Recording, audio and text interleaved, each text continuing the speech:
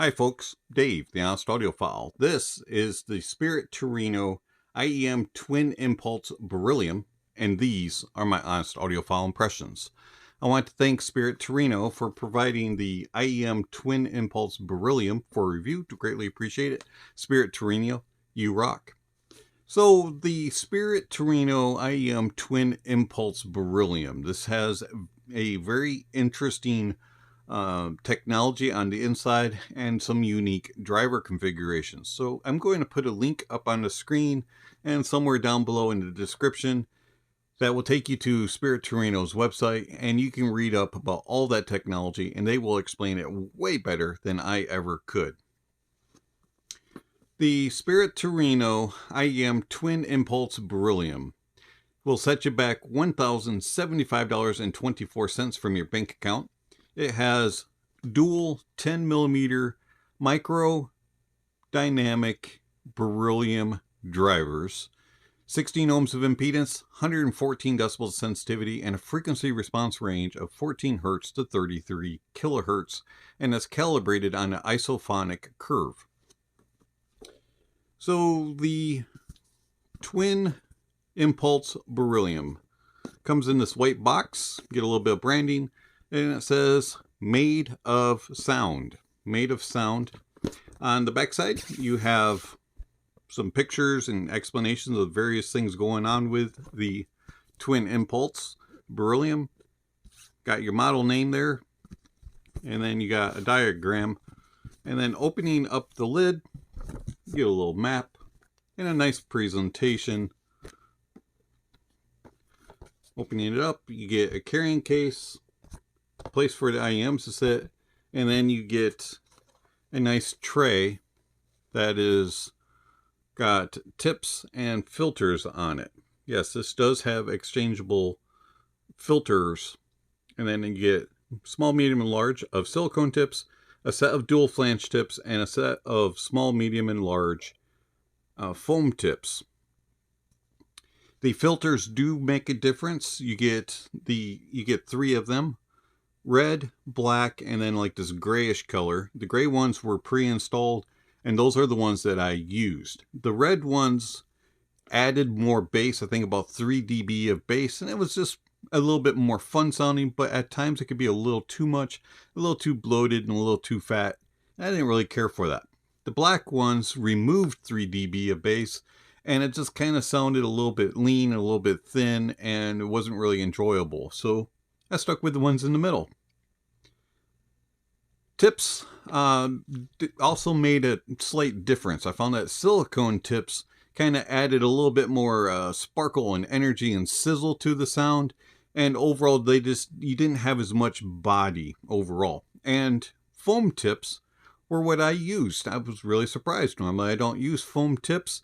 And I found that the foam tips just add a little bit more bass, and you got more isolation of outside noises, and it overall just kind of made the whole experience more enjoyable. Come to find out, they were designed and tuned using foam tips, and they are recommended to use foam tips with. So I found that very interesting. So you get that tray, and then some of the other stuff that you get this very nice leather case. This smells fantastic. This is real leather. It's a gorgeous case. The only problem is it's not sealed, and so if you hold it upside down accidentally, everything's gonna fall out. So just be careful if you do use this case. Got a little pocket up top and a big huge body here to hold everything. You also get a Spirit Torino made of sound little bag. You get a little cleaning tool, and you get a very nice 1/4" adapter. This 1/4" adapter does match the split on the cables. And now we have to talk about the cables. So the cables, you get 2 of them, and they look identical. One terminates in a 4.4, and one terminates into a 3.5. Cable's very well built. I like the feel of it, the look of it. Everything about it just really works and it feels quality and it just feels nice. It does have a cinch that doesn't really stay in place though, if I had to gripe. And then you get the connection going to the IEM, and as you can see, it's a sheathed 2-pin, red and blue for right and left, and it's got memory wire instead of regular ear hooks. And this is an issue for me because it doesn't extend out tall enough onto the IEM, and so it was hurting my ears right here on my ear when I had them, and the ear hooks and the memory wire, as I twisted, just kind of kept pulling it and hurting this part right here, and it just kind of dug in. So I had to use an alternate cable. This cable just didn't work for me. It sounded fantastic, and it looks great, and it feels great. Unfortunately, it's not comfortable. So let's talk about the IEM. So we've got right here the Twin Impulse Beryllium. And as you can see, I have the Effect Audio Aries S First Anniversary Edition cable on.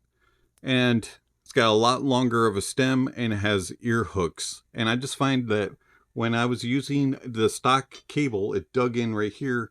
And by using this cable, it extends it up and is away from that part of the ear that was an issue for me, and they're way more comfortable. I am also using the foam tips. Let's take those off here for a moment. And as you can see, they are a bullet style instead of your normal universal shell.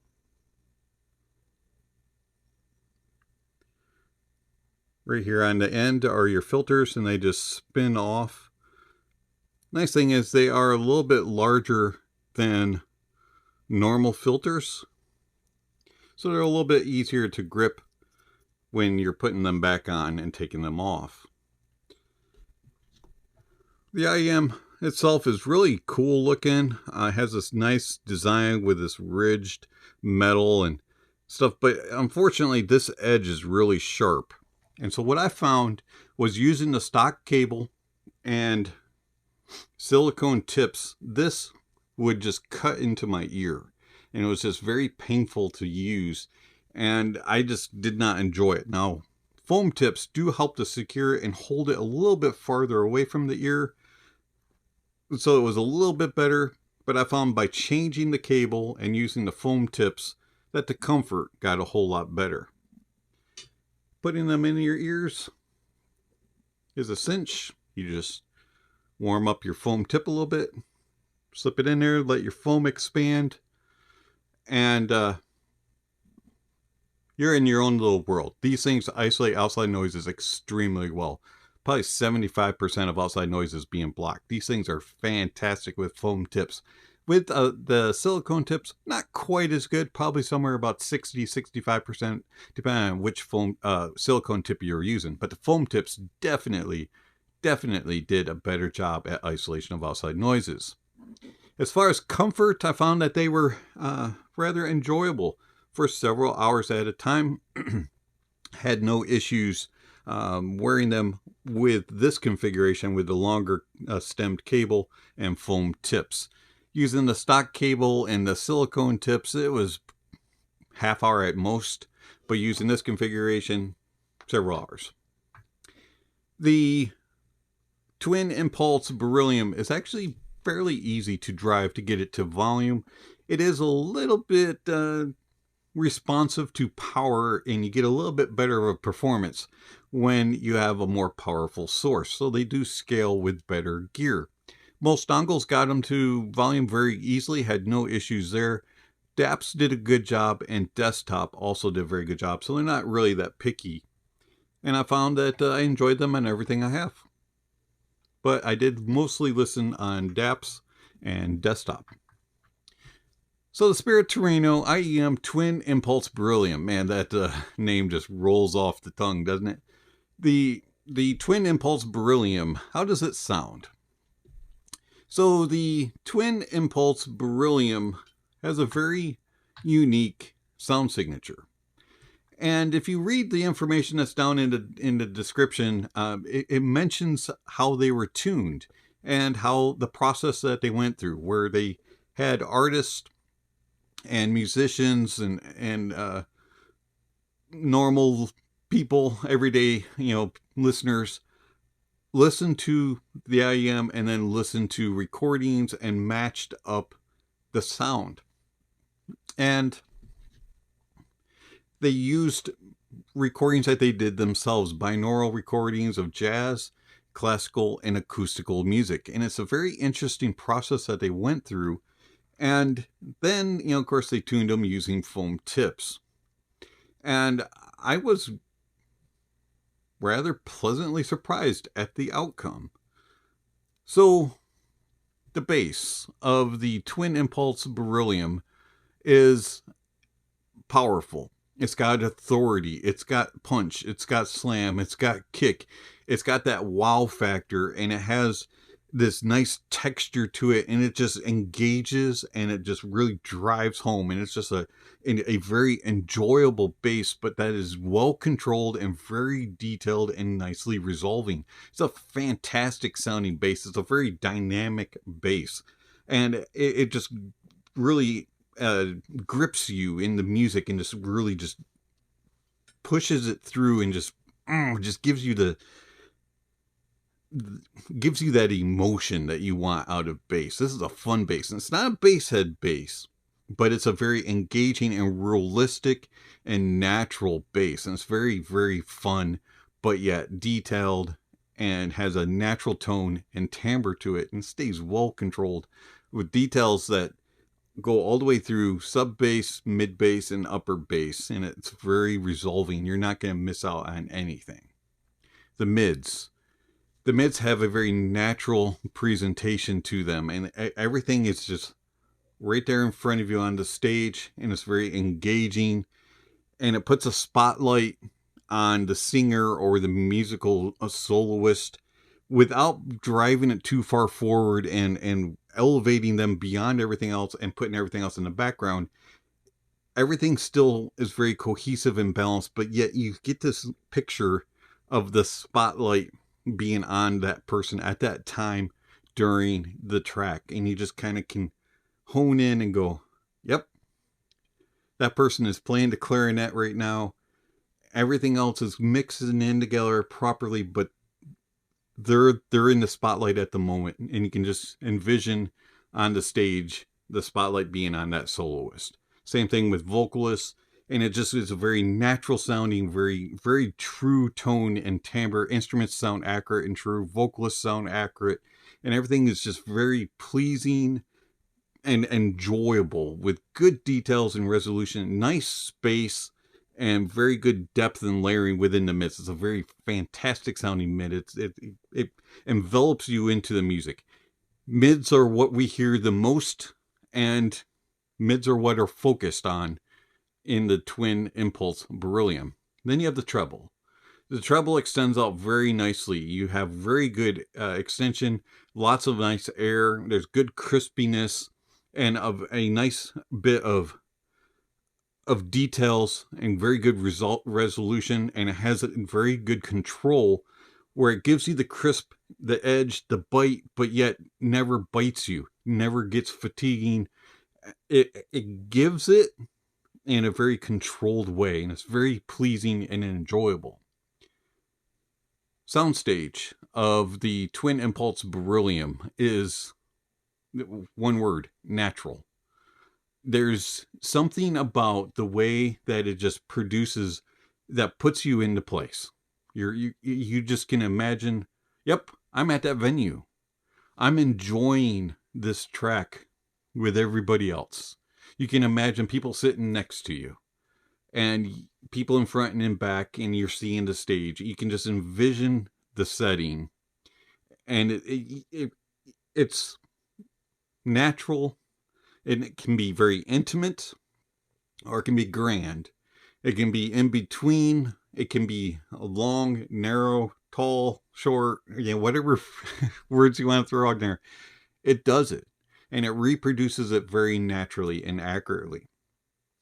Imaging is spectacular. Things just go across the stage. There's no jittering, no stuttering. Things just move, and you can go, it's right there. It's right there. That went from there to there. That went there, there. Oh, that one's behind. That one's in front. Those two are moving here and there, and it just tracks things with laser perfect precision. It is crazy good at its imaging. Depth is really good. You can read into the stage and go, they're sitting behind that person. They're moving over there. They're there, there. You can just place things very well. Layering is very special. You can hear all the instruments and they play very well, very cohesively. And there's no muddling, jumbled, mumbled mess. Everything just goes as it should and plays and flows very well. Tone and timbre is very natural and accurate. Instruments sound realistic. You can tell differences between all the instruments. And when a piano is played, when a grand piano is played, it sounds like a grand piano. There's the authority, there's the power, there's the organic feeling of the piano, but yet still at the same time, it's intimate and close, and you just feel like the piano is right in there. And you can see the person playing it. It sounds realistic. Instruments sound real, and there's accurate tone and accurate timbre. And then detail retrieval and resolution is fantastic. You're not going to miss any details, and it's resolved very well. This is a very, very good IEM that I'm extremely happy with. And it's really hard for me to say anything negative. But you do have to be aware of something, and that is, it doesn't play well with all genres. So it's very genre specific, and it's very good with jazz, classical, and acoustical music, and things that kind of are in that vein, you know, folk music, country music, some of the other progressive jazzes and things like that. But once you start getting into like rock and more modern stuff, it doesn't do as well. Now, it's not bad, but it excels in jazz, classical, and acoustical types of genres of music, or anything that's recorded binaural. So if you have something that is recorded in a binaural way, these will wow you with the way that they do the soundstage. So the Spirit Torino IEM Twin Pulse Beryllium is something unique in the way that it presents, and it may or may not be for you. But how does it compare to a couple other IEMs? Now, I don't have anything that has dual dynamics in its price point, and I don't have anything that's just a straight up dynamic. But I do have a couple IEMs that I want to compare it to. And the first one is the ADV-Sound M5-12D. Now, the M5-12D is not going to have as big of a note weight and as a natural sound.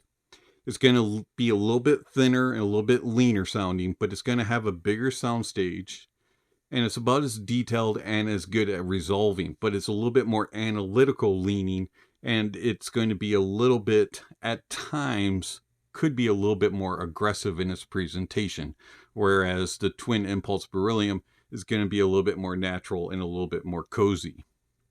And then you have the CTM Da Vinci 10. Now, the Da Vinci 10 is going to be a little bit more of a intimate sound signature, and it's going to have a little bit better detail retrieval and a little bit better resolution, and it's going, but at the same time, it's going to have a little bit more of a thinner note weight, and it's not going to be quite as natural in its tone and timbre. It may sound a little bit metallic in comparison to the Twin Pulse Beryllium.